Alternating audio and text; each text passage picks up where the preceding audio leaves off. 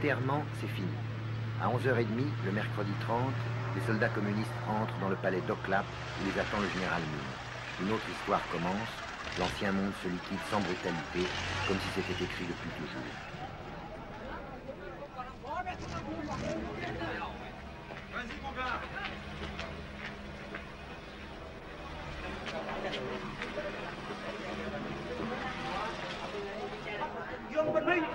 Nous avons capturé Jian Ming, président depuis 2 jours seulement. Restons calmes et disciplinés.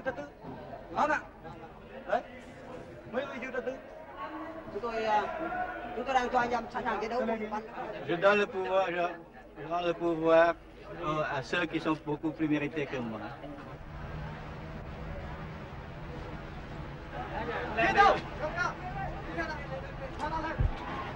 Này, bác cậu bác ca, nhanh lên. Cầm nó cổ xuống này. Cầm mình cứ để thủ cho mình đi đâu. Ôi, sao cầm? Ôi, cầm đấy.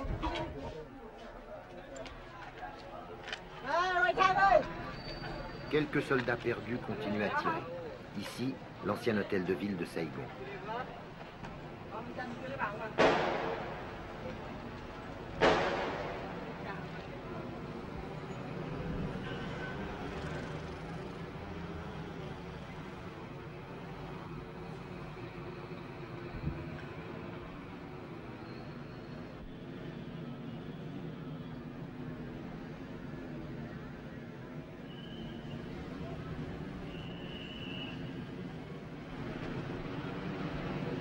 Pour lui aussi, c'est fini. Un colonel des forces de sécurité a tiré un trait sur l'ancien régime et sur sa vie qui ne voulait plus rien dire.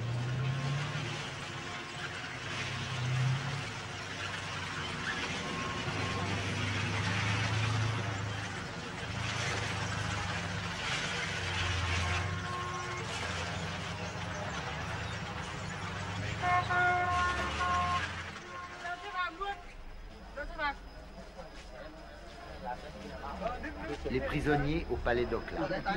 Baissez les bras, dira un soldat vainqueur. Jamais dans l'histoire on n'aura vu une ville changer de main, changer de régime, avec aussi peu de brutalité et de représailles individuelles. Un signe pour l'avenir, que chacun interprète selon ses convictions et ses hantises, prématurément. Không, bây giờ nha, nó đang thuộc ở trên tầng rồi. Đang thuộc trên tầng rồi. Còn nó nằm đâu?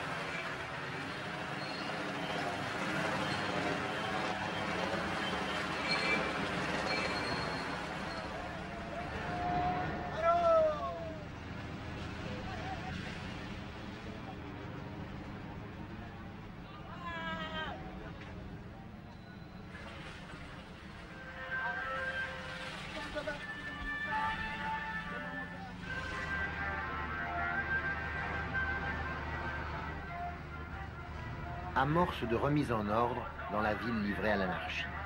Des enfants de 12 ou 13 ans à la gâchette trop facile patrouillent dans les rues avec leurs M16 américains.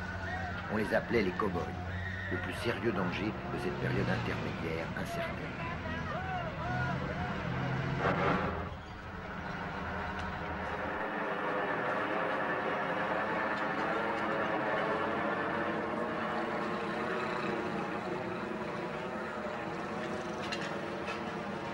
Les écoliers, pratiquement et symboliquement, nettoient Saigon de ses ordures passées.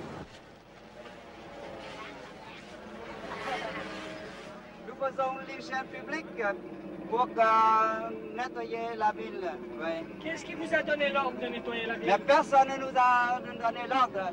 Mais par nous-mêmes, nous faisons ce travail. Nous avons transmis l'ordre élève par élève et nous nous sommes réunis aujourd'hui quelques centaines d'élèves et nous proposons aujourd'hui de nettoyer le rectangle qui entoure notre école. Chers camarades et compatriotes, le gouvernement révolutionnaire provisoire a libéré Saigon et maintenant notre ville s'appelle Ho Chi Minh. Les petits hommes verts s'installent. Ils font connaissance avec Saigon, Saigon fait connaissance avec eux. La ville s'adapte grâce à sa traditionnelle souplesse. Elle joue le jeu de la victoire, un jeu qui ne sera pas sans lendemain. Parfois dans l'enthousiasme, parfois dans le doute. Malin, trop malin celui qui essaye déjà de faire la part des choses.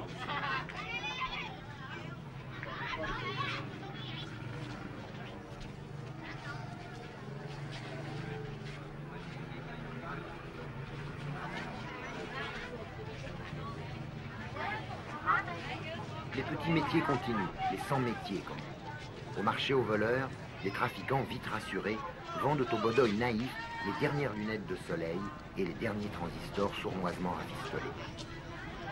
Les jolies saïgonaises, qui avaient rangé un instant leurs décadents vêtements de couleur, ressortent de leur charme.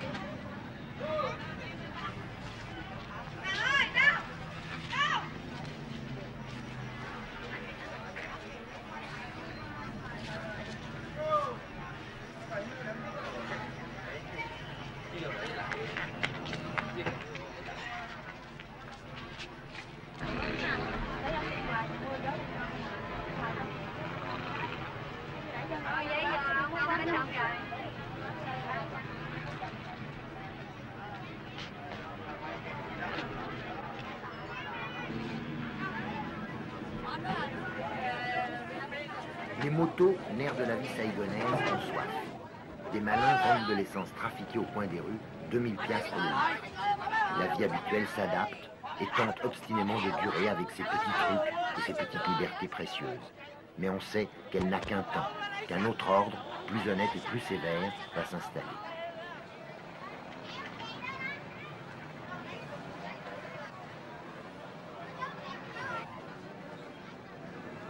Il y en a qui sont prêts à tenter l'expérience du bonheur collectif de bon cœur. Mais pour certains, pour certaines, c'est un déchirement.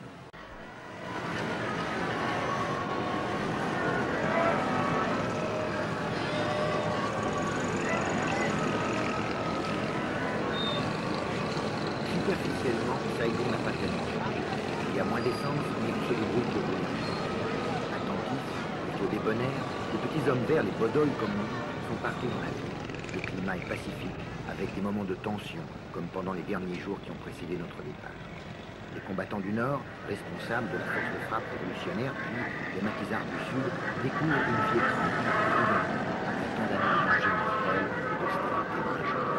Les gens de Saigon s'apprivoisent au son des haut-parleurs qui diffusent assez lourdement des slogans dont personne ne réalise.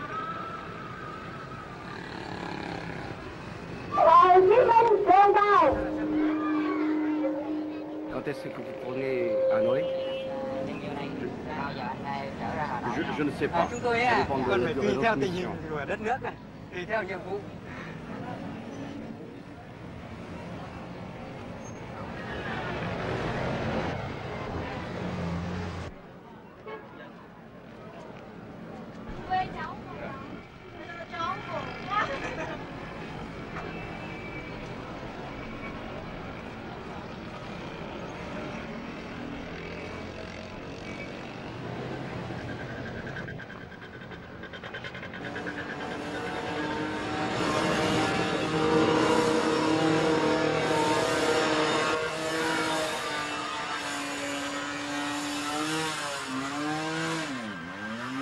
Leçon de conduite dans la ville. Les bodoïs rencontrent les choses de l'Occident.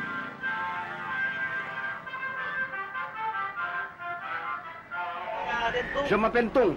Je suis de l'armée de libération. Đơn vị coi như thuộc quân giải phóng của đơn vị nào cả.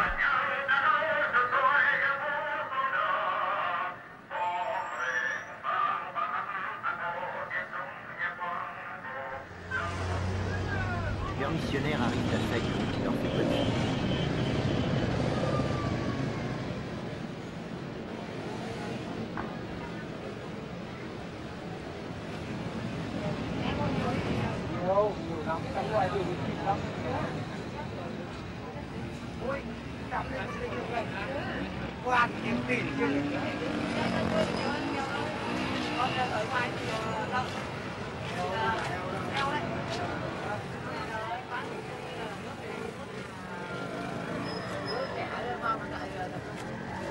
J'ai quitté mon fils quand il avait 3 ans, maintenant il en a 7 et il va à l'école.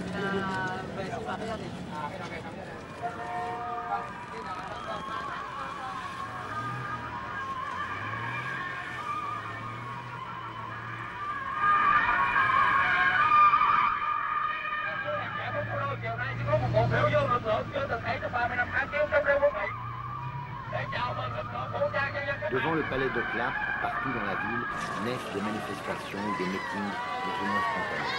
Toute une éducation politique qui commence. Curieux, disponible, les Saïgonais sont bons élèves.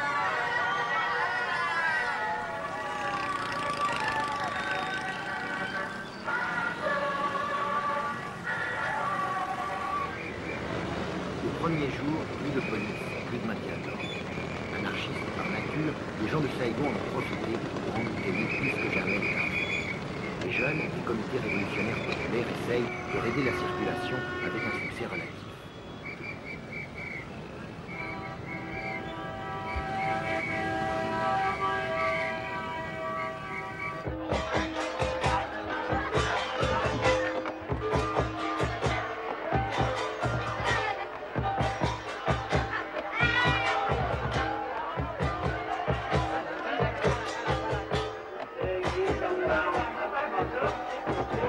Les grandes manifestations permettent à la foule de Saigon d'assimiler les slogans et d'apprendre l'enthousiasme de masse. On y ressent le soulagement de la paix, une indiscutable fierté, une ivresse d'indépendance et aussi l'inquiétude d'une nouvelle sorte de vie peut-être trop bien réglementée.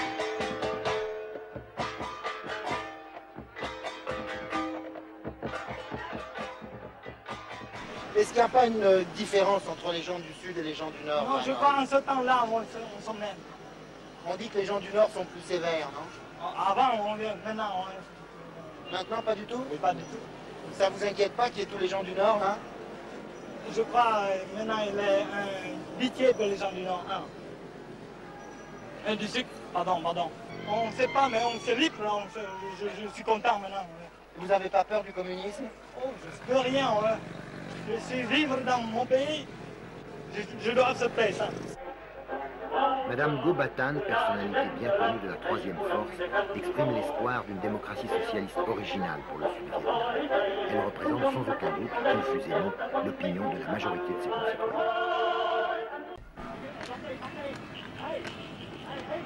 Un geste qui symbolise la victoire. On démolit le fameux monument aux morts de la place Leloy qui montre deux marines marchant ensemble au combat, l'un poussant l'autre. Cette chute, c'est l'humiliation des Américains. C'est le signe de la joie des vainqueurs. Une joie paisible. Ils n'avaient jamais douté de l'issue de la guerre et voilà leur foi confirmée.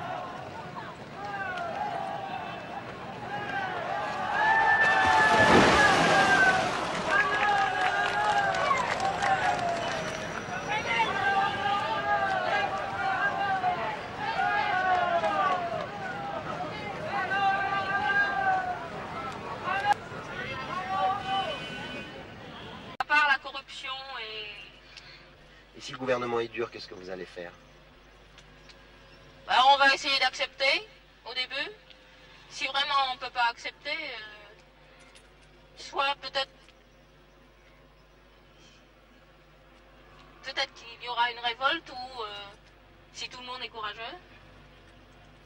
Ou alors si tout le monde accepte d'accepter, accepte de supporter la vie dure là, il y aura une petite somme qui va essayer de se suicider pour essayer de raccourcir la vie, et puis c'est tout. Et puis les autres, ils restent, ils mènent leur vie dure comme ils veulent.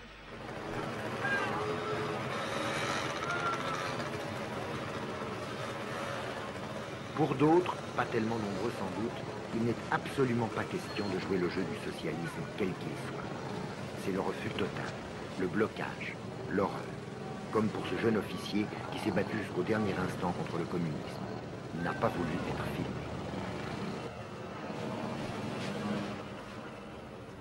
Tant que la liberté existe encore au Vietnam,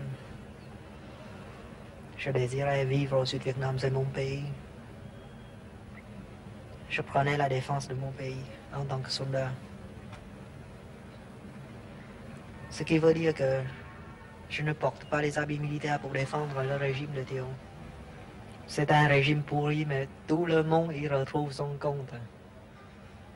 À vrai dire, c'était une mode de vie qu'on a appris à vivre avec. Il y avait beaucoup de liberté dans cette pourriture. Je porte les habits militaires pour défendre mon pays contre le communisme. Je prends la défense de ma liberté, de la liberté de ma famille. Et cette liberté, hélas, ça n'existe plus. Avec le Front de Libération Nationale, avec les communistes, il n'existe plus de liberté. On n'a pas été libérés. On est fait prisonnier. Et on subira toutes les conséquences. Il n'existera plus de liberté. Et les Européens, ceux qui pensent que c'est une libération, se trompent. Il n'y a pas de libération. Il y a une conquête. On a perdu la guerre. On a été trahis. On a combattu pour rien. Et maintenant, on se demande quel sort sera réservé à nous tous. Nous, les Vietnamiens libres. Nous qui avons combattu contre le communisme. Nous qui avons reçu une instruction comme il faut. Nous sommes trop intellectuels pour être communistes.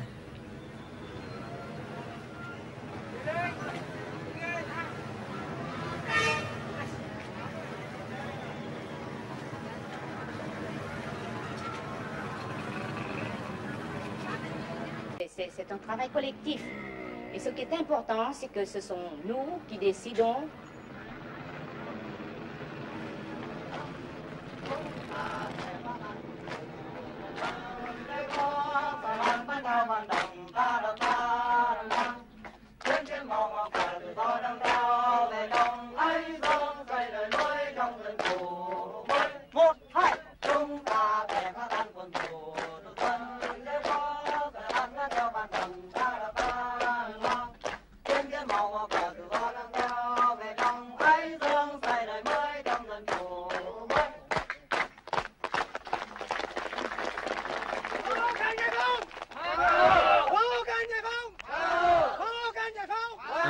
Madame le commandant Nguyen Ngoc Dung trace le chemin, raisonnable et heureux, d'un socialisme librement consenti. L'histoire va-t-elle lui donner raison? La personnalité du Sud, originale et individualiste, sera-t-elle tant soit peu respectée? L'unification du Vietnam se fera-t-elle en douceur, avec l'approbation de tout un peuple fier d'avoir retrouvé la paix et la dignité? Les vainqueurs auront-ils le courage, la clairvoyance de ne pas accélérer la mise au pas de Saigon? À toutes ces questions, faites d'espoir et de doute, on ne doit pas encore essayer de répondre. La Bastille a été prise il y a un mois à peine, dans le siège, la révolution commence en pleine.